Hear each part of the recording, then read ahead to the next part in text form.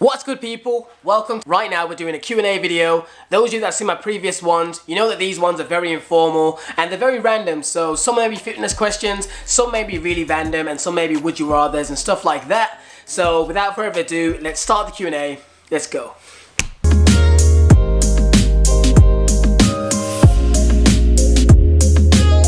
Question number one is, would you quit the gym for £10,000? And that is an easy answer. No, that's just ridiculous. It's not a lot of money. If it was £1 million now, trust me, gym membership gone, everything lock off, none of that stuff. But for £10,000, I would never quit any habit that I like doing. It's not a lot of money. £10,000 can go like that. God's plan. The next question, what is the best exercise to make the most gains? Deadlift. And the reason deadlift is the best exercise is because it's virtually a full body workout. Your deadlift, you're working quads, your hamstrings, you're working your back, you're working your core, you're working your arms, you're basically working every part of your body. So it's the king compound move. God's plan.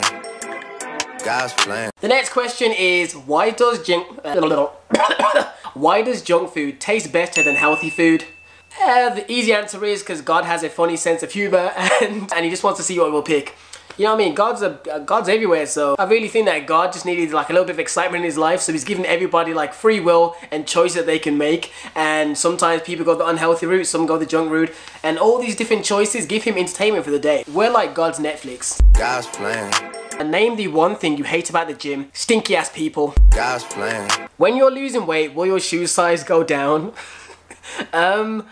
For most people, I would say no. For your shoe size to be affected, I would say you'd have to be really obese, like to the point where your foot has got a lot of fat. For most people, it's not really gonna, because if you think about it, a shoe goes from like the heel to your toe, and usually they're quite bony. You'd have to be a really fat person to the point where the laces are getting real tight on your feet and you have to get a bigger shoe size. So my answer is no. And was that a real question? But I've answered it anyway. God's plan. Alright, we got a fitness question here. I have no idea, my leg looks a bit fruity. And it is, what is the problems that you face with bulking? Alright, this is actually perfect for me to answer now. The problem with bulking, I would say, is the fact that one, you have to buy more food, so it means it's costing you more money, because the extra amount of food you're eating, obviously it's got to come out of somewhere, because of the extra volume, so you got to spend more money on food. The next one, which I'm definitely suffering right now, which is you need to buy more clothes. Specifically for me, work clothes, because my work clothes were like kind of tapered and fitted to me when I was like a bit leaner.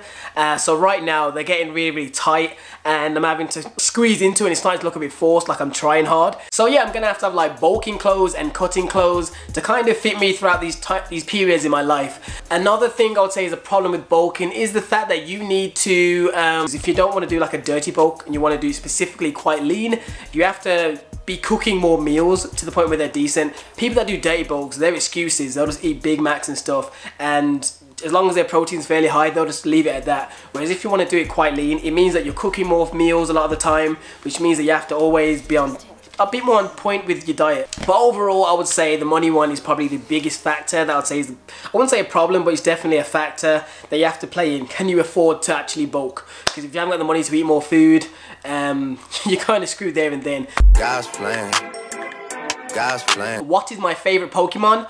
I would say it was always Charizard. If not Charizard, it was like, there was like a yellow bird that I liked, Zappa something. God's plan. Oh, here is a kind of deep question. Let me zoom out for this one. The next question is, do you believe in marriage? When I was younger, I'd probably say yes, I did, because you just kind of grown up to always think you find someone you love, blah, blah, blah, blah, you get married, you have kids, yada, yada, yada. Right now, really, I can't see me getting married anytime soon, if at all, because I just don't see the real benefit in it. Like, apart from like getting a little bit of a tax break, I can't see marriage being that insufficient. Like, why am I gonna pay some church or whatever to give me a piece of paper or whatever to be legally bonding? So I'm like almost trapped with this person. Whereas right now I could just say cohabitate, like get someone, let them move in. Worst comes to worst, if something goes wrong, we end up ending. At least then I ain't gotta give you half my shit. God's plan. The next question is, where am I? Do you believe in marriage?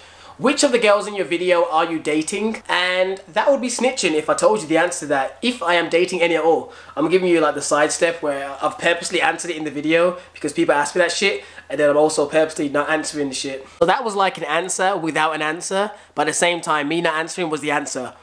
Do you get it? Which video software do you use to edit your videos? I use Adobe Premiere Pro. I've got an older version. I think it's CS6.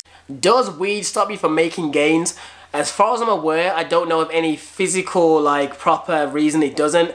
The only way I could think of off the top of my head would be in terms of mind muscle connection, because of if you smoke weed a lot, obviously your focus isn't there as much. So if you're in the gym training, you may not be focusing on natural training properly, performing the routine correctly, and stuff like that. But that's just me, just off the top of my head. Realistically, man's not a doctor, so if you want to know that specifically, you'd have to ask someone like a doctor to find out the true answer.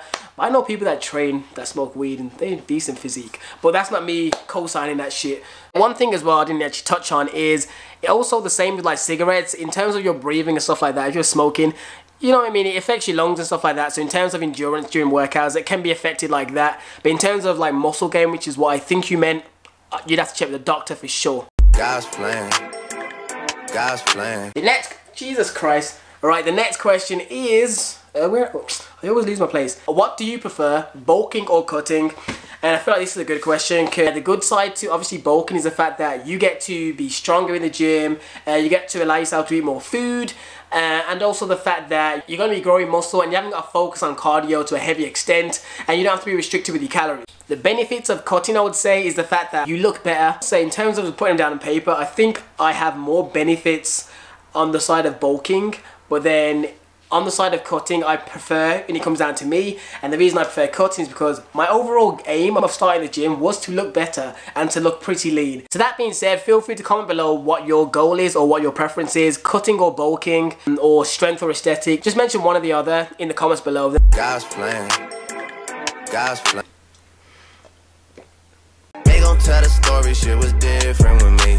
The next question is, what are your top bulking tips? I would say don't rely on supplements. Like all the extra calories you're consuming, try and get as much of them as you can from real food. So actually learn to cook. My second bulking tip would say definitely try and buy your foods in bulk if you can afford to. If you're a student or you pay for your own meals and you buy them just like week by the week, it can become to add up. That's not even a real sentence. It can add up. So what I would do is, if you can, find something that has a Costco card, try buying in bulk for MuscleFood. I'm always going to say use MuscleFood because I've used MuscleFood for years, even before I got sponsored. The next tip would probably be, in the gym, make sure that you're training as efficiently as you can, and try and trace for, this really applies when you're training throughout, but like progressive overload here can be achieved much faster, because when you're in a maintenance or cutting state, you have less energy because you're eating less food, whereas when you're bulking, you're getting more energy because you're eating more food. So for that reason, try and push the boundaries with, you know, the weights in the gym a lot more than you normally would, because you're going to see more PRs, and it ultimately forces kind of muscle growth. Another tip would be, if you are doing a dirty bulk, don't eat crazy amounts of calories just for the sake of it. Like, there's no real reason for that. At the end of the day, you're just going to be gaining more fat. And my final tip would be, add in a little bit of cardio just to keep your heart right, because I found last time when I did like dirty bulking, that was very sluggish. I didn't like how I felt. I was just really heavy and sluggish, breathing heavy, and it just wasn't something that I really liked. God's plan. This one I specifically made sure to answer this question on here. Someone said to me, you said on Snapchat a while back that you was going to be doing discounts for your bodybuilding guide. Are you still doing that or no? And yes, I did say that, and I've been waiting for the right video to do it in, and I just haven't happened to make that video. But for those of you that made it this far into the video, because I'm assuming it's probably at least 6 minutes in now, I'm going to put a code on screen. I'm going to say Q&A discount. Nah, that's too long. It's going to say Q&A free. So Q&A free, and for the first 20 people that use that discount code, the guide will be completely free. So if you go on the website, link in description, and you type in the discount code Q&A free, it'll be completely free. You just download it and, well, you keep it, I guess.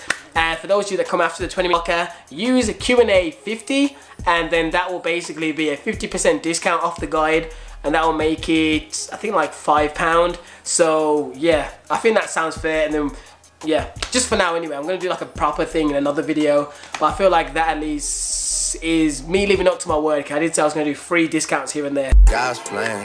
Ooh, shameless plug out the way now, but it is my own shit, so I'm perfectly happily promoting my own shit. Next question, how long can you store meal prepped food? In terms of the fridge, 4 days is usually my limit. I don't normally go past any longer than 4 days with food.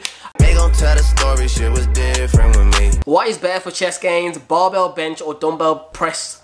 No, I said that wrong. What is better for bench? What is better? You know how many times I've said that retake? Basically, they're asking me what is better to grow a better chest. Is it the barbell or is it using dumbbells? Realistically, dumbbells are better because it allows you to, rather than the bar making you kind of stay in that kind of fixed kind of grip and you're only getting one sort of movement. With the dumbbells, it allows you to have more range of motion because you can go lower down, and the fact that obviously you're working almost each pec independently, and you're also doing your stabilization muscles more because when you're on the bar, you are kind of, you use both hands to level to like focus and control the weight, whereas when it's independently, you'll soon see which arm's weaker and which chest is weaker. That being said, I personally do not like the dumbbell press. I've never felt like a really good like connection, which is why I usually use the barbell the most, but I have been trying to improve my dumbbell press because I do know it can help a lot more than your actual barbell. I don't wanna die for them to miss me. I wonder how long this Q&A is being. I feel like I've been sitting here for like 20 minutes, but I guarantee when I edit this video, you guys will only see maybe, I normally don't like them going past 10 minutes, so I guess it'll be interesting to see. They gon' tell the story, shit was different with me. Alright, the final question is, how do you get your girlfriend to start lifting? Alright guys, as always, you know the last question in each of these Q&As is always the more in-depth one, where I actually try to give you guys some tips and really help you guys and focus and hone in on the question because I feel like it could help a lot of people. This is a legit question that I get asked, and luckily I have quite a few female friends that are into the gym now, so this is me drawing on some of the wisdom and stuff like that. Like I'll probably throw one on screen, or you'll see it in the thumbnail, and it's how to get a girl or your girlfriend to start lifting, and this would be my kind of suggestions of how to do it. This is all in the assumption that you yourself go to the gym, otherwise it just looks bad and you call it a fat, which I assume you don't want to do. And there's two scenarios. I don't know, I'm holding two fingers, and one is you come out straight and you tell them, and the second scenario is the more subtle one, which most people probably end up doing. You've been dating this girl for a long time and you really care about them and you're really comfortable with each other and they're not one to get hurt easily, is basically you just tell your girlfriend. If they've gained like 10 pounds, so you just say, babes, on the real, I just want to quickly mention something to you. Please don't take it the wrong way, but I want to look out for you and I feel like over the last few months you've gained a lot more weight than normal. Maybe we should start going to the gym. Emphasis on we. Don't tell her to go and you not go. You know what I mean? If you're a naturally skinny person and you don't go to the gym, don't go tell your girlfriend to go by herself. Say we, so it's like you're in it together. Because I feel like some dudes that aren't into gym but they're naturally slim, they'll just think to tell their girlfriend to gym with no intention of going themselves because they're slim. And I feel like that, you're more likely to get a slap in the face because she'll be like, you don't even work out, why should I? Alright, so that's one scenario. Now in terms of, you just kind of want her to get into that fitness lifestyle. She's not necessarily overweight, but you just find, I don't know, and a more athletic physique, more appealing, and I don't know, you want to get some squats so her butt gets, you know. To the girls watching this bit, I do not mean this offensively. This is legit questions I get asked, and I'm trying to think of saying it, but also in like a quirky, funny way. But everything I'm saying, I stand behind. So I'm gonna say, almost similar to the first one, you also need to go to the gym. If you don't go to the gym and you have the nerve to ask your girlfriend to go to the gym, you're fucking up right there and then, because what leg do you have to stand on? In this scenario, I'm assuming that you yourself as the male already go to the gym and you would like her to come. In terms of the in terms of the subtle approach, you try and give them 3 chances and do them like a week apart so you don't seem like you're forcibly trying to make them to go. But if you definitely kind of like 1 week say, babe, I'm going to the gym, do you want to come with me? We can work out together, I'll pay for your fee, the kind of little thing we can do together. If she says no at that point, she made us think that you're just asking to go, and if she says no, you won't really care that much. Then a week later, ask her again, go, yo, I'm going to the gym, you want to come through? If she says no again, as I said before, you wait another week. Now this is going to be once a week you've been asking her. From the 3rd time you've asked her, really, she should be picking up signs that you wanted to work out. And if at this point she hasn't picked up the signs and just says no again, then you're probably going to have to take the more direct approach and go, babes, I would like if you came to the gym with me. Whether it's because they've gained a bit of weight and you want them to kind of get back down to a nice healthier standpoint, or just for the fact that you just like someone that's a bit more fit and into something you like to do. And really it comes out, those are the only options I can think of really. You don't want to be leaving like top ways to lose weight from Cosmo on their bed sheets, because that's probably not going to go down well. I don't wanna die for them to miss me. But anyways people, that is the questions for this video. Hope I got some brothers that outlive me.